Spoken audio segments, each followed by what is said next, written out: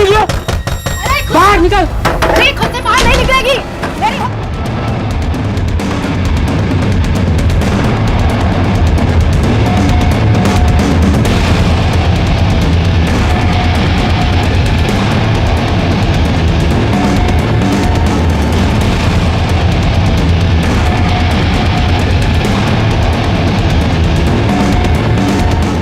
बस आया चोर, चोर पकड़ो पकड़ो इसे।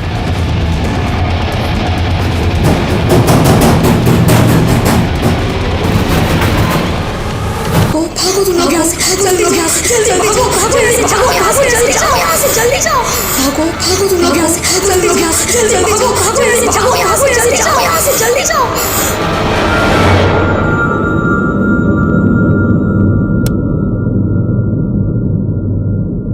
अम्मा बस हुआ अभी, अब हमसे और ना हो पाएगा। तुम जबरन सारी जिम्मेदारी हमारे ऊपर डाल दी हो। कभी हमारे बारे में भी तो सोचो। अभी पढ़ाई तक पूरी नहीं कर पाए, 27 के हो गए लेकिन शादी के बारे में सोच तक नहीं सकते। बस पैसा छापने की मशीन बन के रह गए। अम्मा मनीष बच्चा नहीं रहा अभी, उसकी उम्र में हम सारे घर का जिम्मेदारी उठा लिए थे। अब हमसे उस निकम्मे की जिम्मेदारी नहीं उठाई जाती। पंकज बेटा, हम तुम्हारा तकलीफ समझ रहे हैं, पर तुम भी पुरानी बातों को भूलने का कोशिश करो बेटा। और हम कहाँ तुमको शादी के लिए मना कर रहे हैं, तुम्हारे अलावा उसका कौन है? अम्मा ये सब ज्ञान तुम उस निकम्मे को काहे नहीं देती, हमें समझाती रहती हो। अम्मा बस फोन रखिए अभी, हम बाद में फोन करते हैं आपको। अब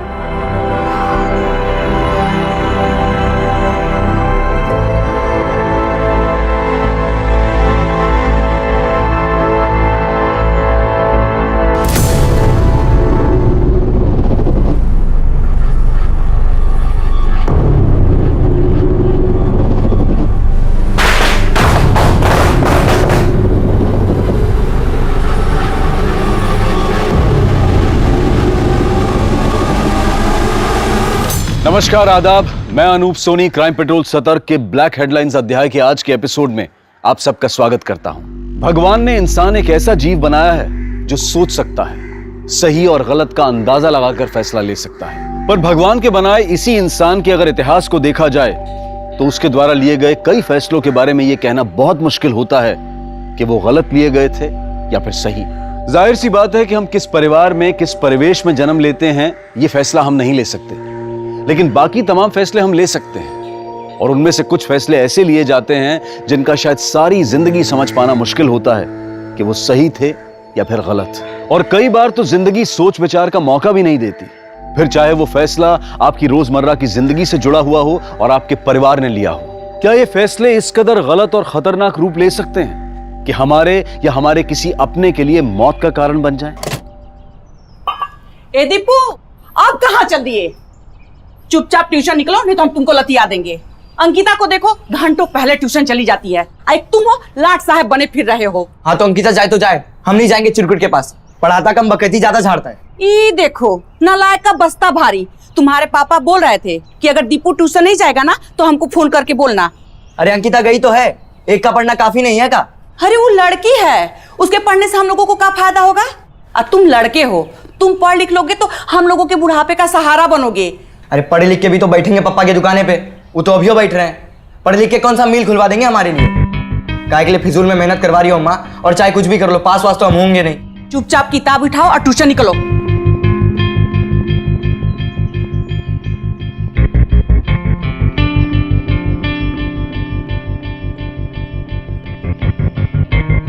किशोर, किताब का देख रहे हो? ट्यूशन जाओ ना, लेट हो रहा है। कहाँ लेट हो रहा है? 4:30 ही तो बजे, निकल ही रहे थे।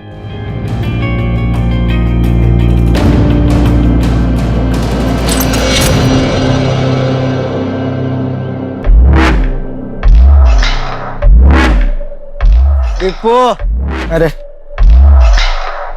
सर ने जो चैप्टर 4 का होमवर्क दिए थे कर लिए तुम? अबे कैसे करते, हमारे बुक में चैप्टर बोर्ड तो है ही नहीं।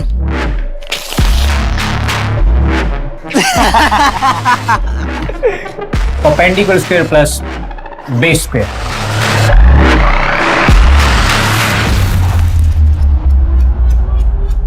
वो लड़की का नंबर है क्या तुम्हारे पास? हमारे पास कहाँ, तो मांग लेना।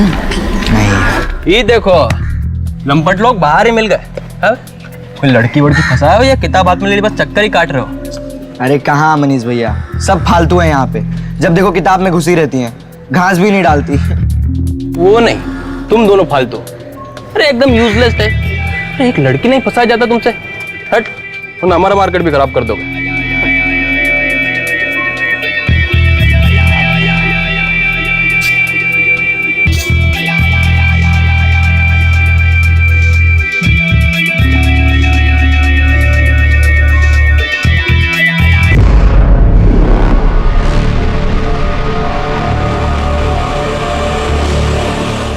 तुम यहाँ क्या कर रहे हो बे? चल बाहर निकल। 1000 बार बोला है तुमको ट्यूशन सेंटर पे मत आया करो। अगर ये बंद हो गया ना तो खर्चा चलाना भी मुश्किल हो जाएगा। पहले जिंदगी झंड की हो हमारी, अब और क्या चाहते हो? अरे भैया, जिंदगी में एक गलती क्या कर दी है, पूरा जिंदगी भर कोसोगे का? अरे हमें भी यहाँ शौक नहीं आने का, काम था तो आए थे। काम और तुम्हें? हाँ, नहीं हो सकता का? 2000 रुपये चाहिए, दे दो। इसको काम नहीं डिमांड कहते हैं। स्कूल जाते तो पता होता तुमको। फिर वही पढ़ाई वढ़ाई का रोना मत रो, पैसे दो और जाने दो, वरना यहीं बच्चों के सामने धरना दे देंगे। 2000 नहीं है हमारे पास।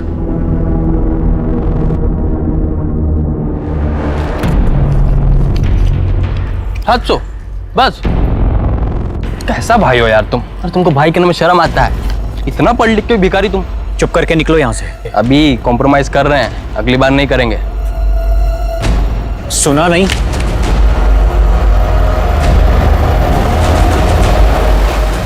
तुम लोग बाग में टहलने निकले हो? हाँ, क्लास में नहीं आओगे। आज बताते हैं तुमको आतिशबाजी किसको कहते हैं। अगर रॉकेट बना के नहीं उड़ाया ना तो कहना। सर, रॉकेट बनाने से पहले जरा सोच लीजिएगा, कहीं रॉकेट के साथ साथ घर का खर्चा भी ना उड़ जाए।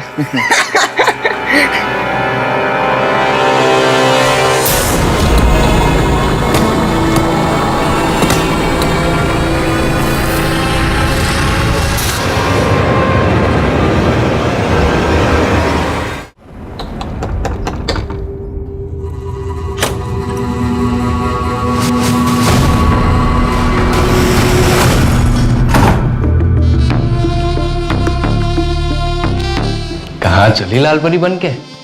तुम्हारे दिल पर कब्जा करने। दिल तो पहले ही कब्जा लियो, उसका जान लोगी। वो भी ले लेते।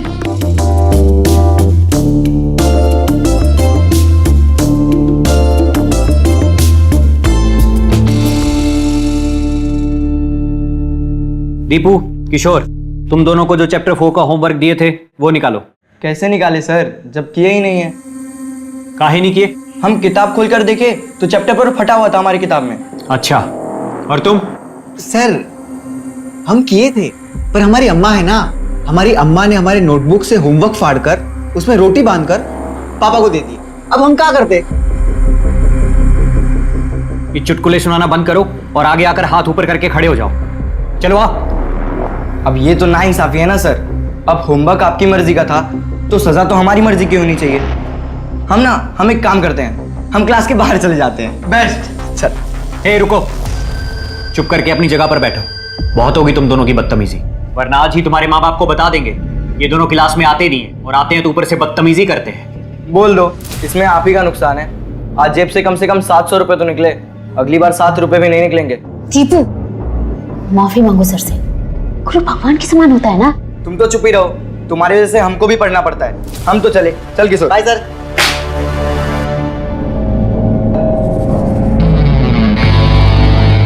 अब ये खतरनाक खेल हमको बंद करना पड़ेगा, बहुत जोखिम है इसमें। अरे मरे भोले बलम, वो मजा ही क्या जिसमें जोखिम ना हो। अच्छा, और ये मजा किसी दिन सजा ना बन जाए। तो दिन भर हमारी आंखों के सामने रहती हो तुम, काम धाम पे तो मन लगता नहीं हमारा। भैया को पैसे की जरूरत, कहाँ से ला के दे? हम तो अपना फोन तक रिचार्ज नहीं करा पाते। कल कितना दिल करा था तुमसे बात करने का, कहा करें। रुको जरा। अरे क्या कर रही हो तुम? हमें नहीं चाहिए। अभी इतना ही है, बाकी जुगाड़ बाद में करती हूँ।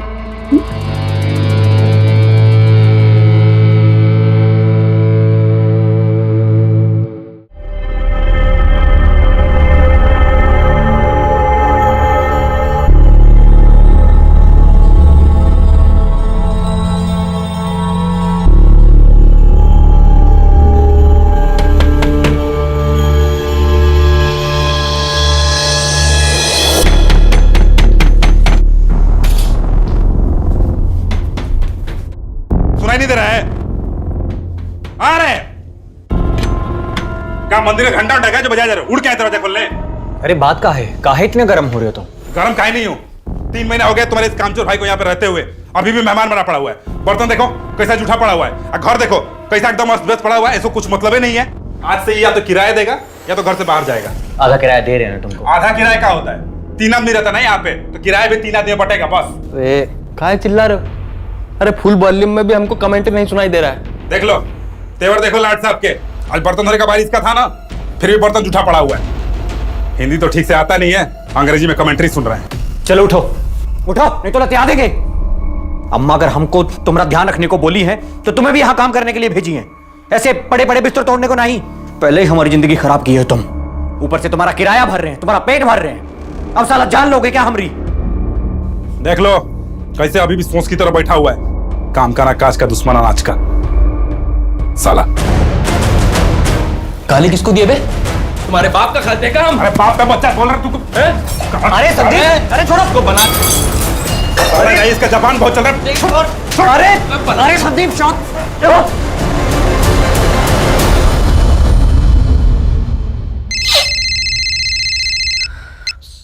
हेलो पंकज बेटा, कैसे हो? खाना खाए? खाना मार खाए हैं तुम्हारे स्लाट साहब के चक्कर में। अम्मा तुम अभी फोन रखो, हम इसको इंसाफ दिलाते हैं।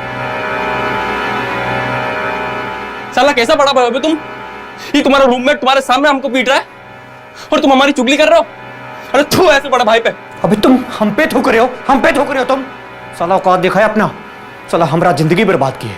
और मत भूलो तुम्हारे खाने से लेके तुम्हारी चड्डी तक का खर्चा हम उठा रहे हैं, और हम पे थूकोगे तुम।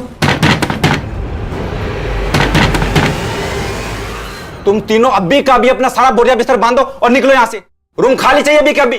पर पांडे सर हुआ कहाँ है? हुआ कहाँ है ये हमसे पूछ रहे हो? ये साला रोज रोज का तुम्हारा झगड़ा परेशान करके रख दिया हमें। और ये आज विंडो का कांच तोड़ दिए। 15 मिनट का टाइम दे रहे हो तुम्हें। ए जी सुनते हो? क्या है? सुनो ना जरा। हाँ बोलो। घर खाली रहेगा, दूसरे किराएदार आने में टाइम लगेगा, पैसों का नुकसान तो हमारा ही होगा ना। रहने दो ना उन्हें। चुप रहो, सिखाया तुम्हें नफा नुकसान। जाओ नीचे।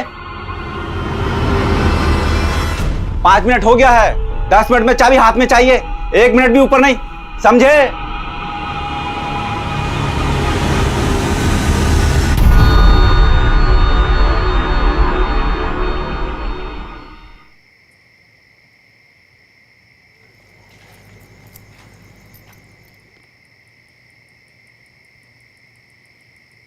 पापा, आप जो सर को घर से निकाले हो, इस बात का बदला वो हमसे ट्यूशन में लेगा। हम जाएंगे नहीं इसके ट्यूशन में पढ़ने। चुप रहो, ज्यादा खोपड़ी मत दौड़ाओ, जाओ अंदर।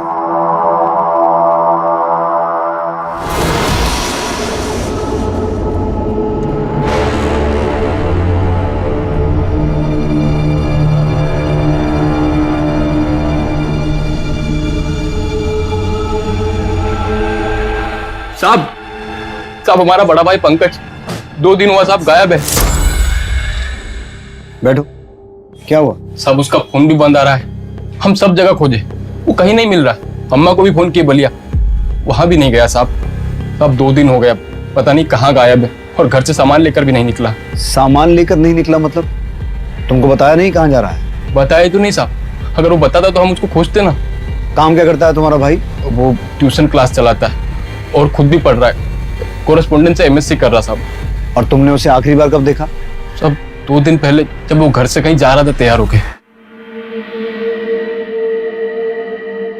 आज तो दुखी आत्मा बड़ी खुश है। कहाँ जा रहे हो? जहन्नुम में। चलोगे? तो तुम दोनों भाई साथ रहते हो? जी साहब, हमसे अलग एक रूममेट भी रखे भैया। वो क्यों नहीं आया तुम्हारे साथ कंप्लेंट लिखवाने? साहब वो शहर से बाहर गया, वो होता तो भी नहीं आता साहब। हम फोन किए तो उसको, बोले भैया गायब है। तो बोला तुम्हारे भैया, हमें काहे परेशान कर रहे हो? क्यों? ऐसा क्यों कहा उसने? साहब वो सुरेश थोड़ा ऐसे आदमी, 24 घंटे खोपड़ी गर्म रहता है उसका। वो भैया से भी उसका ताना तानी चलता रहता है, पता नहीं किस बात से भैया से वो खुन्नस खाए रहता है। पंकज और सुरेश के बीच में तनातनी किस बात को लेकर थी? तनातनी का तो मालूम नहीं साहब, पर सुरेश भैया पे खूब किलपता था, जैसे भैया उसको जमीन छीन ली हो। पंकज की फोटो और बाकी डिटेल्स दे दो, अगर उसके बारे में कुछ पता चलेगा तो हम इन्फॉर्म करेंगे। और ये जो सुरेश है, जैसे ही वापस आए उसे यहाँ पुलिस स्टेशन आने को कहो। जी साहब। साहब भैया को जल्दी ढूंढिएगा। अजीब बात है सर, उसका भाई गायब हुआ है, लेकिन परेशान या दुखी होने की बजाय ये घबराया हुआ ज्यादा दिख रहा है। देखते हैं इसकी घबराहट का क्या रीजन है, लेकिन सबसे पहले पंकज की डिटेल्स सभी पुलिस स्टेशन में शेयर करो। हॉस्पिटल्स भी चेक करना, कहीं कोई एक्सीडेंट तो नहीं हुआ। और पंकज के कॉल रिकॉर्ड्स और मोबाइल लोकेशन निकलवाओ, फोन ट्रैक करो उसका।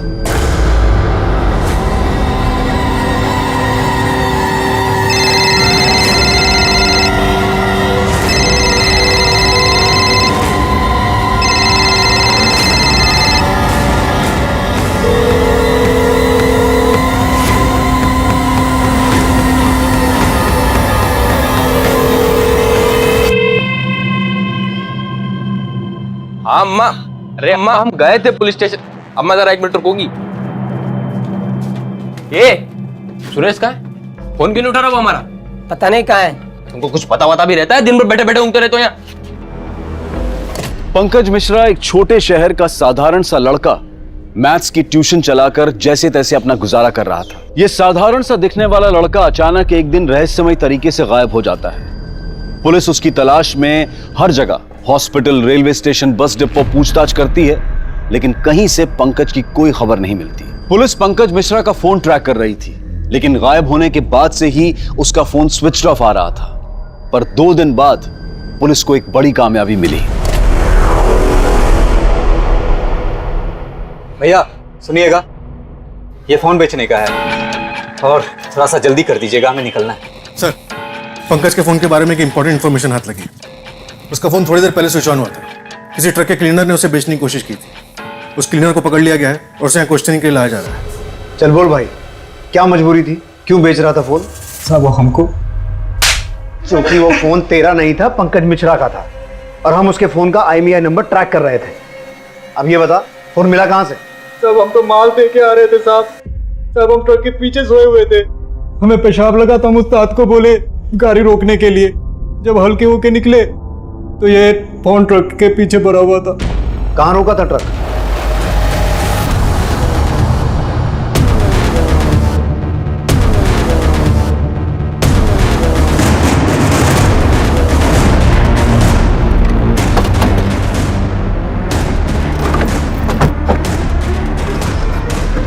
साहब उस्ताद ने गाड़ी यहाँ रोकी थी और मैं पेशाब करने उधर गया था। इसका मतलब है टेम्पो में फोन इस तरफ से फेंका गया होगा, क्योंकि अगर कोई उस तरफ से आता तो ये उसे देख लेता। ये पूरा एरिया चेक करो, अगर ये सच बोल रहा है तो यहाँ कुछ मिलना चाहिए।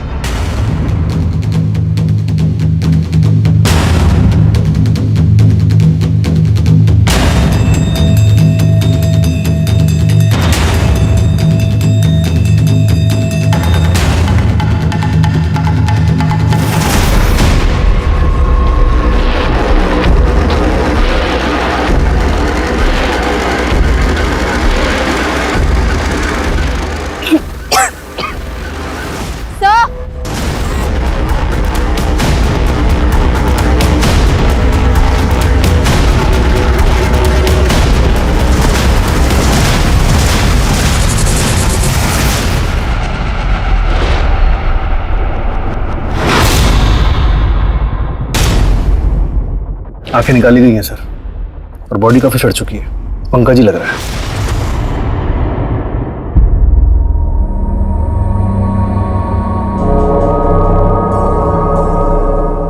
भैया, ये तो मेरे पंकज भैया है। अम्मा, भैया को किसी ने मार दिया।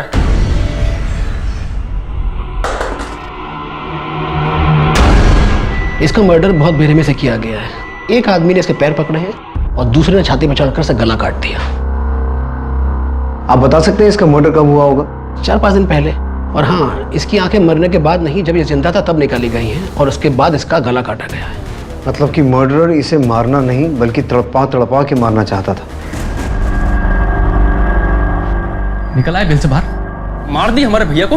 अरे ऐसा मारा कि उसकी आंख तक बाहर निकल रहा है। क्या किए थे? ज्यादा बौरा मत समझे, हमारे ऊपर मत डालो, हम यहाँ पे थे ही नहीं। छोड़ जाओ अपने आप। अजीब इत्तेफाक है ना, इसका रूममेट पंकज गायब हुआ और तभी ये शहर में नहीं था। सर इसमें हमारा कोनो हाथ नहीं है सर। ये चोट कैसे लगी?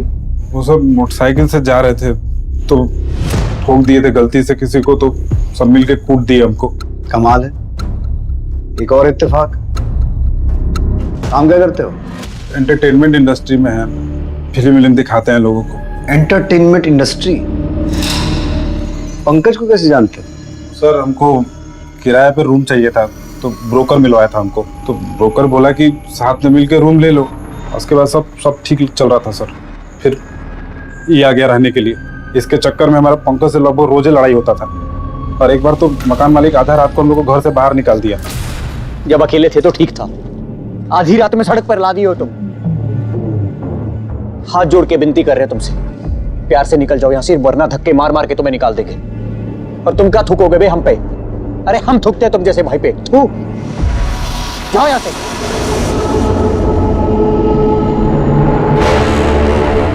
और तुम ये चाहते हो कि हम तुम्हारी कहानी पे विश्वास कर लें? तुम्हारी पंकज से कोई दुश्मनी नहीं थी, तुम कुछ छुपा नहीं रहे हो, तुम्हारा शहर से बाहर होना, ये चोट वोट लगना सब सच है ना? हाँ सर, हम सब सच बोल रहे हैं सर। सर सुरेश झूठ बोल रहा है। पंकज उसका रूममेट था, उसे इतनी बुरी तरह से मारा गया, जीते जी उसकी आंखें निकाली गई, और ये सब पता होने के बाद भी उसके चेहरे पे कोई अफसोस तक नहीं दिखा। सर इस सुरेश ने पंकज को मारा है, और सुरेश के चोटों के निशान किसी बाइक के एक्सीडेंट की वजह से नहीं है। मर्डर करते वक्त पंकज ने जो खुद को बचाने की कोशिश की होगी, ये चोटें उसे तब लगी होंगी। लेकिन सौरभ ये भी याद रखो कि अगर सुरेश ने पंकज के साथ कोई दुश्मनी पाल भी रखी थी, तो भी ये काम किसी एक आदमी का नहीं है। ऐसा क्या हुआ होगा सुरेश की लाइफ में जो पंकज को पता चल गया? और अगर अफसोस की बात करें तो अपने सगे भाई की बॉडी को इस हालत में देखकर मनीष की आंख से एक आंसू तक नहीं टपका, और आज सुरेश को देखकर इमोशन और गुस्सा दोनों आ गए, यहां तक कि उसने सुरेश का गिरेबान पकड़ लिया। सर हो सकता है ये इमोशन, ये गुस्सा हमें दिखाने के लिए हो। करेक्ट, अब तुम सही जा रहे हो। मनीष और सुरेश इन दोनों की कुंडली निकालो। सर, पंकज के कॉल रिकॉर्ड से तो कुछ खास मिला नहीं।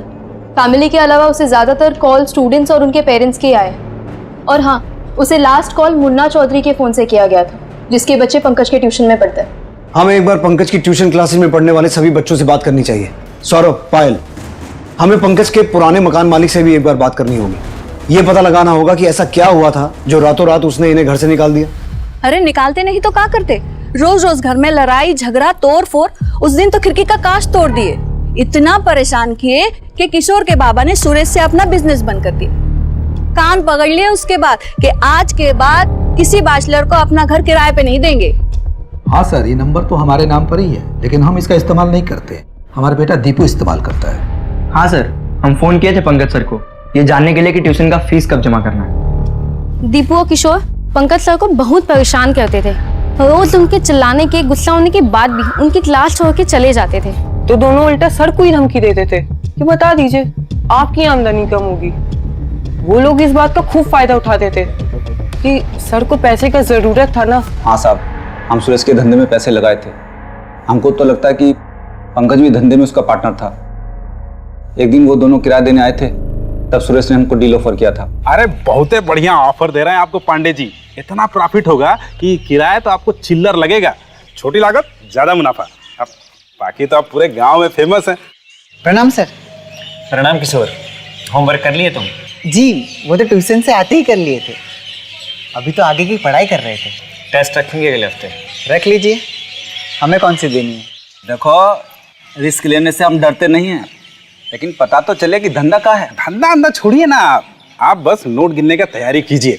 क्या है ना पांडे जी कि जब लक्ष्मी जी सामने से आती है तो ज्यादा पूछताछ नहीं करना चाहिए, लक्ष्मी जी नाराज हो जाती है। इतना बोल रहे हो तो चलो तुम्हारा भरोसा करके कुछ पैसा लगा देते हैं, फिर देखते हैं आगे क्या करना है। सुरेश ने बढ़िया मुनाफा कमा कर दिया। हमने तो अपने दोस्त मुन्ना चौधरी के पैसे भी इन्वेस्ट करवा दिए। फिर मुन्ना की बिटिया अंकिता से पता चला कि सुरेश का धंधा क्या है।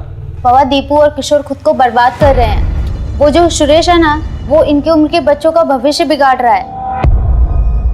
ये ट्यूशन छोड़ के उसके यहाँ गंदे पिक्चरें देखने जाते हैं।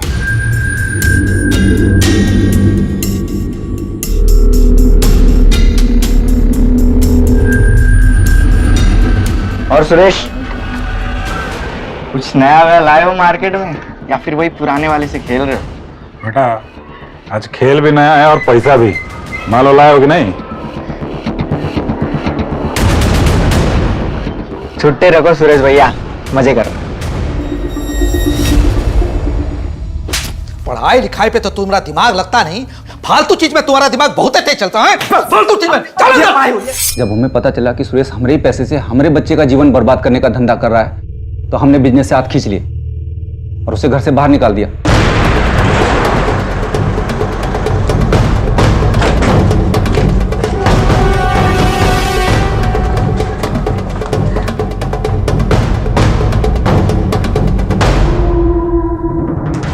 बैठ बैठ बैठ, इंटरवल होने वाला है।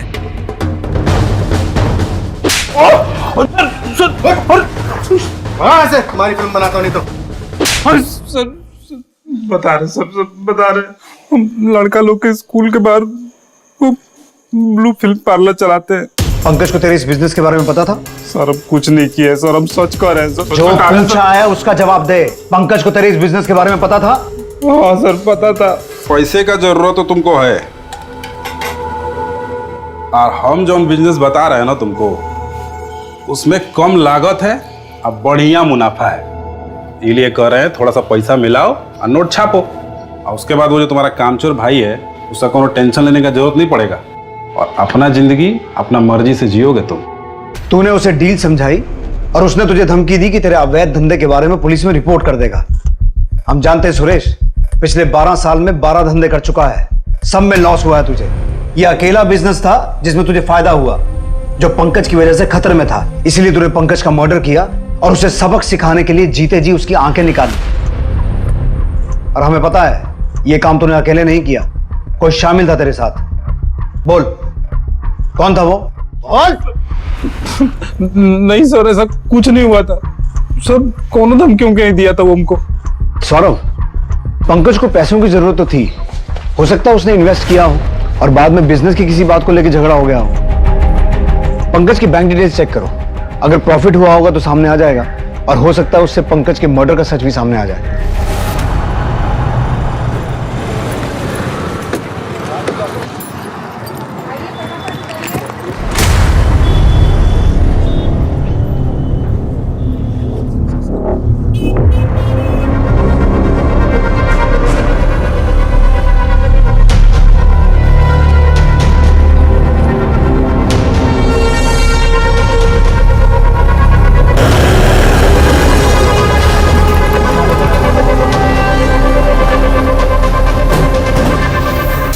तो तुम दोनों ने सुरेश के बिजनेस में पैसा लगाया था? बताए तो थे, जब हमें पता चला कि सुरेश का धंधा कर रहा है तो हम धंधे से हाथ खींच लिए थे।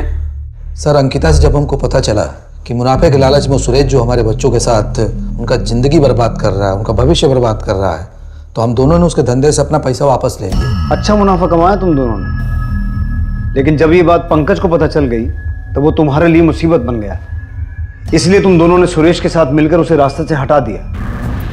पर पंकज ऐसा क्या जानता था, क्या देखा उसने जो तुम लोगों ने उसकी आंखें निकाल ली, वो भी उसके जिंदा रहते? नहीं साहब, हम ऐसा कुछ नहीं किए। नहीं सर ऐसा कुछ नहीं हुआ। हो सकता है कि ये लोग अपने लिए कोई खास फिल्म बना रहे हो, और वो खास फिल्म बनाते हुए पंकज ने देख लिया, और इसीलिए इन लोगों ने पंकज की आंखें निकलवा ली। कहाँ चल रहा है? पुलिस वाले होंगे आप, हम भी कोई फालतू आदमी नहीं है। देखिए सर, बिना वजह हम लोग को उलझाइए मत, नहीं तो जो आपका वर्दी है ना वो खतरे में पड़ जाएगा। तो भी ठीक, अब जब वर्दी खतरे में पड़ ही जाएगा तो क्यों ना तुम लोगों को सबक ही सिखा दे।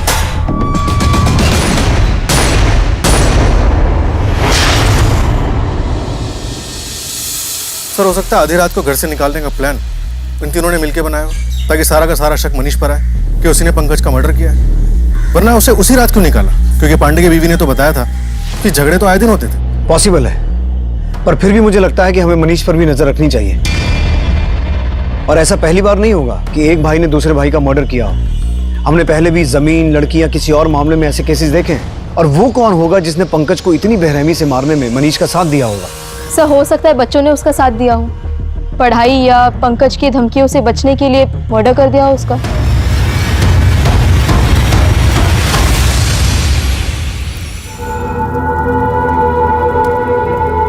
जहां एक तरफ पंकज के घर वाले पंकज की मौत का शोक मना रहे थे, वहीं दूसरी तरफ पंकज के कत्ल के संदिग्ध सुरेश झा, दीपक पांडे और मुन्ना चौधरी बेल पर पुलिस की रिमांड से बाहर आए। पुलिस के पास पंकज मिश्रा के कत्ल के मकसद और संदिग्धों की एक लंबी लिस्ट थी। पंकज का भाई मनीष मिश्रा अहम संदिग्ध था। उसके अलावा सुरेश झा, दीपू चौधरी, किशोर पांडे, दीपक पांडे और मुन्ना चौधरी सभी शक के दायरे में थे, पर बावजूद इसके पुलिस के पास इनमें से किसी के भी खिलाफ कोई पुख्ता सबूत नहीं था। साधारण से दिखने वाले इन मध्यम वर्गीय संदिग्धों ने पुलिस के लिए एक चक्रव्यूह रच दिया था, जिसे भेद पाना पुलिस के लिए दिन ब दिन मुश्किल होता जा रहा था। अम्मा, हम पक्का तो नहीं कह सकते, पर हमें लगता है हमें समझ आ रहा है पंकज सर के साथ क्या हुआ होगा। क्या बोल रहे हो तुम? हमको जरा समझा। सब बताएंगे, बस एक बार हम पक्का कर ले कि हम जो सोच रहे हो वो सही है या नहीं। हम आते। अरे किशोर, जा कहाँ रहे हो वो तो बता। हम आते हैं, रात के खाने तक लौट आएंगे।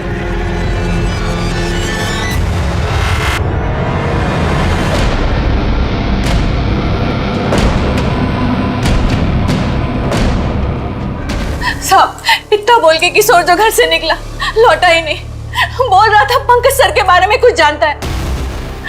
हमें बहुत डर लग रहा है साहब, पता नहीं हमारा बच्चा कहाँ होगा, किस हाल में होगा। हमारे बच्चे को ढूंढ निकालिए साहब। देखिए, हम पूरी कोशिश करेंगे, जैसे कुछ पता चलेगा आपको इन्फॉर्म करेंगे। साहब, हमारे बच्चे को ढूंढ निकालिए, पता नहीं हमारा बच्चा कहाँ होगा। ये केस तो सॉल्व होने की बजाय उल्टा उलझता जा रहा है। पहले पंकज गायब होता है, उसका मर्डर होता है, फिर किशोर गायब होता है, जिसके पास पंकज के बारे में कुछ इन्फॉर्मेशन थी और जिसके बारे में हम सोच रहे थे कि वो पंकज के मर्डर में इन्वॉल्व हो सकता है। सर, मैंने इंक्वायरी की है। ये बात सच है कि किशोर और दीपू पंकज को परेशान करते थे, क्लास बंक करते थे, उसे धमकी देते थे, उसका मजाक उड़ाते थे, लेकिन मुझे नहीं लगता कि इस बात की वजह से वो उसका मर्डर कर सकता है। मुझे लगता है हमें पंकज की ट्यूशन क्लासेस के बच्चों से एक बार फिर बात करनी चाहिए। हो सकता है किशोर जो बात अपनी माँ को बताने वाला था वो ट्यूशन क्लासेस के किसी बच्चे को बताई हो। पंकज सर के लिए तो किशोर ने कभी कुछ नहीं कहा, लेकिन हाँ इतना मालूम है कि वो अंकिता को बहुत पसंद करता है। खाली अंकिता को क्या मैडम, वो तो हम पे भी बहुत लाइन मारता है। देख, तुम्हारी भाभी। कौन कहेगा ये स्कूल के बच्चे। आज फिर बैठे हमें ताकने। कॉलेज से आते आते लेट काहे हो गया? तुम ज्यादा उड़ो मत, अपने काम से काम रखो। अरे तुमको निहारना ही तो काम है हमारा। ट्यूशन भी हम तुम्हें देखने ही तो आते हैं, पर वो साला चिरकुट है ना, वो चिल्लाता बहुत है। इसलिए हम आइडिया लगाए कि अब से हम तुम्हारे कॉलेज के बाहर आएंगे तुम्हें देखने के लिए। हमारे छोटे भाई के दोस्त ना होते ना तो ऐसा थप्पड़ मारते ना कि यहीं फफल जाते। किशोर तुम्हारा बेस्ट फ्रेंड है ना? हाँ, एकदम जिगरी। फिर तो तुम्हारे जिगरी ने तुम्हें ये भी जरूर बताया होगा कि वो तुम्हारे पंकज सर के बारे में क्या जानता है। कुछ बताया तो नहीं, पर जिस दिन गायब हुआ उस दिन कुछ बताने आ तो रहा था, पर वो आया नहीं। हम बहुत इंतजार किए उसका। वो तो तुम्हें सब बताता है ना, फिर तो ये बात भी बताई होगी कि वो तुम्हारी बहन अंकिता को पसंद करता है। क्या? नहीं, वो कभी बताया नहीं हमको। और तुम काहे नहीं बताई हमको?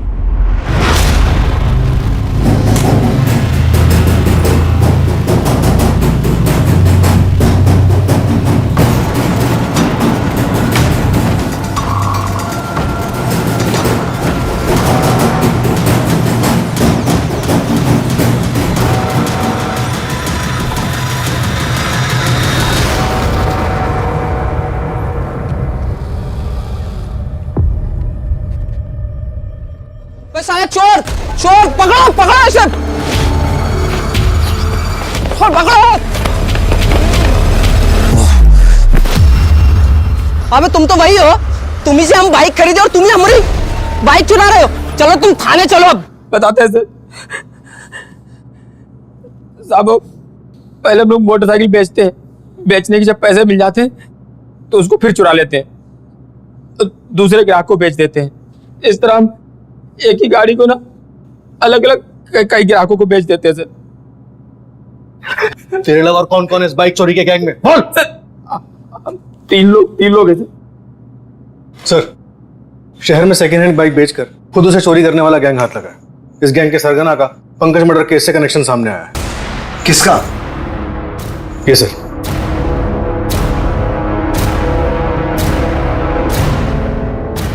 रुकिए तो, बताइए तो इसने किया क्या है?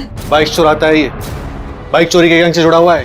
बर्बाद कर दिए। अरे पंकज के पास भेजा था ताकि तू इंसान बन सके। अरे वो दिन रात मेहनत करता था कि किसी तरह तुम्हारे पाप धुल जाए। तुम्हारी गंदी हरकतों की वजह से वो फंसा। कौन सी गंदी हरकत? और पंकज किसके और कौन से पैसे चुका रहा था? कहा बताए, 2 साल पहले भी इसने एक कांड किया था। बाहर निकलो। अरे खुद से बाहर नहीं निकलेगी। दरवाजा खोल दो। अरे ये क्या किया तुमको शर्म नहीं लगा लड़की को छेड़ दे? कहीं मुंह दिखाने लायक नहीं छोड़े हम। पूरे खानदान का नाम मिट्टी में मिला दिया तुमने। ये लोग हमको जान से मार डालेंगे, हमको जेल में डाल डालेंगे। अम्मा हमारी जिंदगी बर्बाद हो जाएगी। भैया हमको बचा लो, आपके आगे हाथ जोड़ते हैं हम। मार देंगे तुमको। पंकज देख तू बड़ा भाई है, हाँ? इससे तो हमें कोई उम्मीद ही नहीं है। बेटा तू इसको लेकर निकल। अरे ये है राक्षस जैसी औलाद पैदा करने वाली महारानी।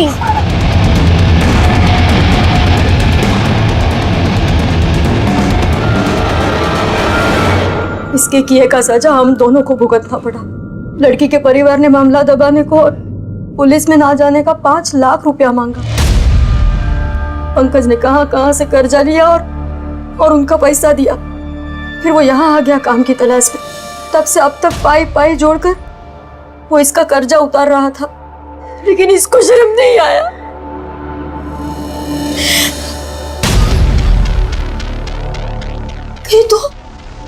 तू तो कुछ गलत नहीं किया ना हमारे पंकज के साथ? नहीं अम्मा, हम लाख बुरे सही, पंकज हमारा बड़ा भाई था।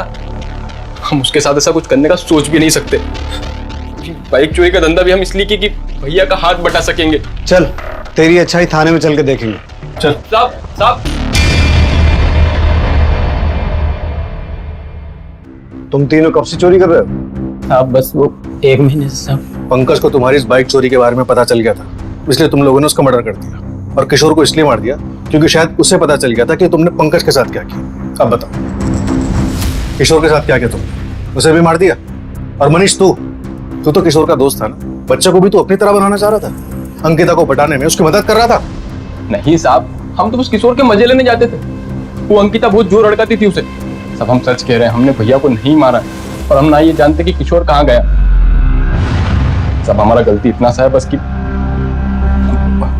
हम किशोर की माँ के साथ अफेयर किए थे।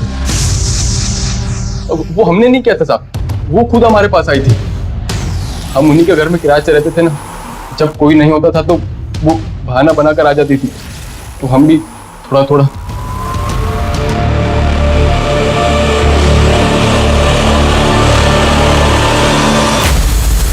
सर ये तो इस केस में नया ही एंगल जुड़ गया। सर क्या ऐसा हो सकता है कि पंकज के मर्डर और किशोर के गायब होने के पीछे मनीष और शालिनी का ही अफेयर रीजन हो? सौरभ हो भी सकता है और नहीं भी हो सकता है। मनीष हमें गुमराह करना चाहता हो, वरना अचानक सामने से आकर खुद अपने अफेयर की बात क्यों बताता?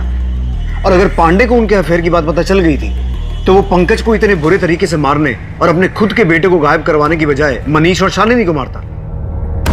खैर इस एंगल को भी देखते हैं। तुम एक काम करो, पांडे की बीवी शालिनी को बुलाओ, देखते हैं क्या कहती है। सर हमने सबकी बैंक डिटेल्स चेक की है। एक हैरान कर देने वाली खबर सामने आई है। पंकज ने पहली बार ऑनलाइन शॉपिंग की है, वो भी पूरे 20,000 रुपए की। क्या? पता लगाओ क्या खरीदा उसने।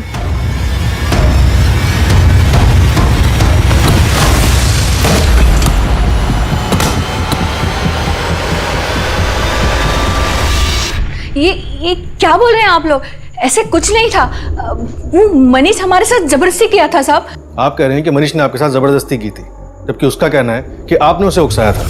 मनीष सब बक चुका है। किशोर को आपके और मनीष के अफेयर के बारे में पता चल गया था, इसलिए आप दोनों ने मिलकर उसे अपने रास्ते से हटा दिया। किशोर को कुछ मालूम नहीं था, उल्टा वो तो मनीष को पसंद करता था, उसके जैसे बनने की कोशिश करता था। हमने कुछ नहीं किया साहब, हम काहे मारेंगे? कारण है आपका और मनीष का रिश्ता। प्यार और वासना में फंसकर लोग बड़े से बड़ा जुर्म कर सकते हैं, और ये मैं ऐसे ही नहीं अपने एक्सपीरियंस से बोल रहा हूं।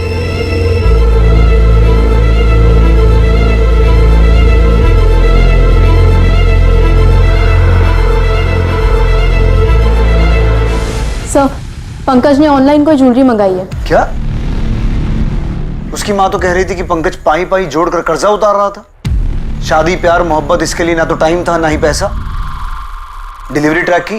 जी सर, ऑलरेडी ट्रांजिट में है। कल सुबह तक उसके घर पे डिलीवरी हो जानी चाहिए।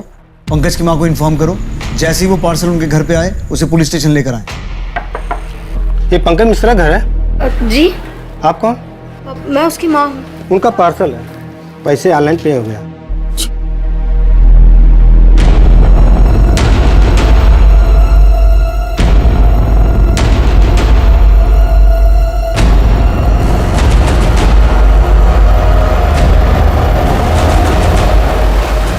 ये वजह थी पंकज के साथ वो दरिंदगी करने की, उसकी आंखें निकालने की।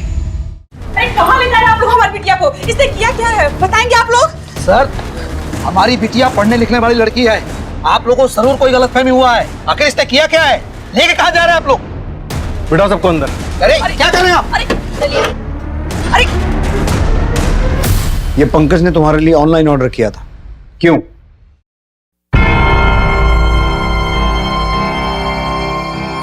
सर, हम दोनों एक दूसरे को बहुत प्यार करते थे। अगले हफ्ते हमारा बर्थडे है। हमारे बर्थडे पे सरप्राइज गिफ्ट देने के लिए खरीदे होंगे। वो हमको एक बार बोले भी थे कि हमारे लिए कुछ खास गिफ्ट खरीदे।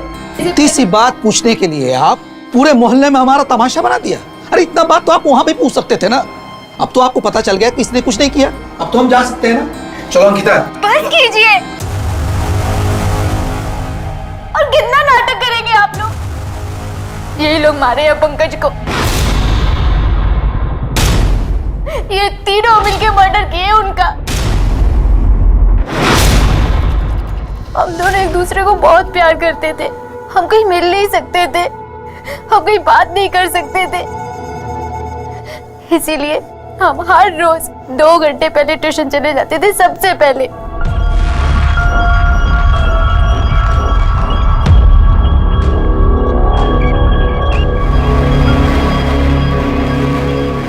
देखो अंकिता, जब तक तुम बालिग नहीं हो जाती और जब तक हमारी शादी नहीं हो जाती, तब तक हमें ये सब नहीं करना चाहिए। हम आपसे बहुत प्यार करते हैं। प्यार तो हम भी तुमसे बहुत करते हैं, पर क्या करें, कुछ चीज़ों को लेकर फंसे हुए हैं। उसी के बाद सारी चीज़ें ठीक हो जाएं।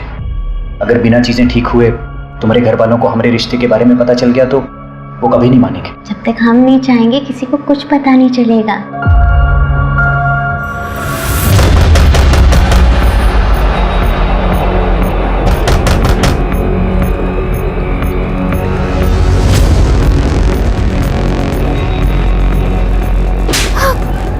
चुपचाप घर चल।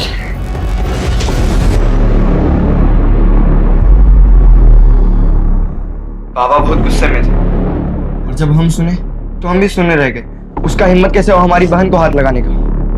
पापा हमको बोले कि वो पंकज से मिलना चाहते हैं। ठीक है, रोना धोना बंद कर और उसे बुला मिलने के लिए। यहाँ नहीं, बाहर। यहाँ पर आएगा तो 4 लोग बात करेंगे।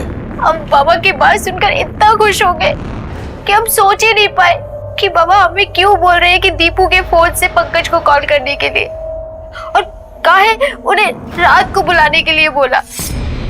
हेलो, तुम्हारे लिए खुशखबरी है। कहाँ खुशखबरी?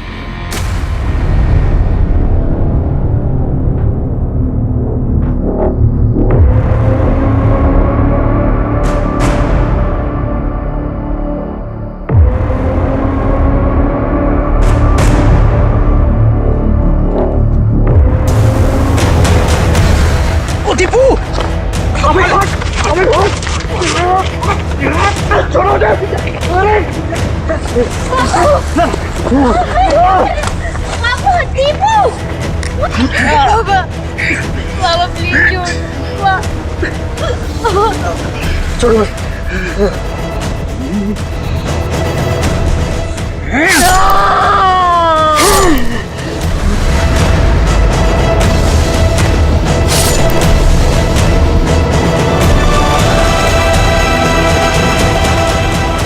किशोर के साथ क्या हुआ? उसे क्या पता था? साले, तुम हमारे दोस्त हो क्या हमारी बहन को छेड़ोगे? बेटा सुधर जाओ, नहीं तो रगड़े जाओगे। और तुम जानते हो अंकिता के आसपास भी कोई दिखा ना, हम उसे जिंदा गाड़ देंगे। खाली बोल नहीं रहे, कर भी देंगे, समझे? तो तुमने उस दिन झूठ कहा था कि तुम्हें नहीं पता कि किशोर अंकिता को पसंद करता है। हाँ। और ये भी झूठ था कि जिस दिन किशोर गायब हुआ वो तुम्हारे घर पहुंचा नहीं। हाँ, क्योंकि वो आया था और पूछ रहा था हमसे कि अंकिता के आसपास अगर कोई दिखा तो हम उसे जिंदा कर देंगे। ये बात कितनी सच है? और वो हमसे ये भी पूछ रहा था कि पंकज सर को कहीं हम ही तो गायब नहीं किए।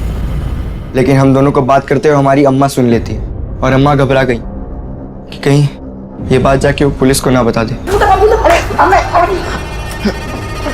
दीपू, अरे हमको छोड़ दो, हमें कुछ दीपू, अरे क्या कर रहे हो? अरे दीपू, दीपू, दीपू, दीपू।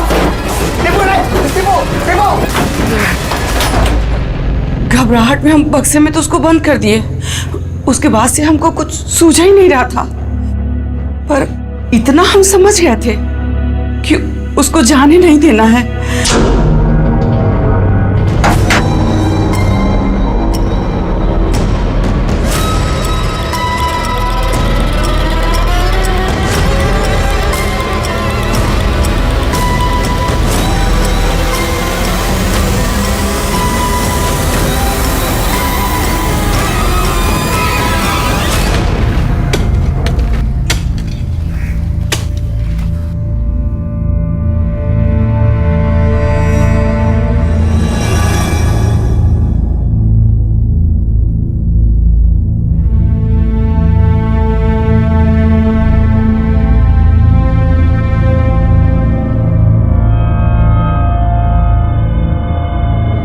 पंकज एक पढ़ने लिखने वाला होनहार लड़का अपनी मां की मांग और दबाव के कारण कभी 2 मिनट सुकून के भी नहीं जी पाया।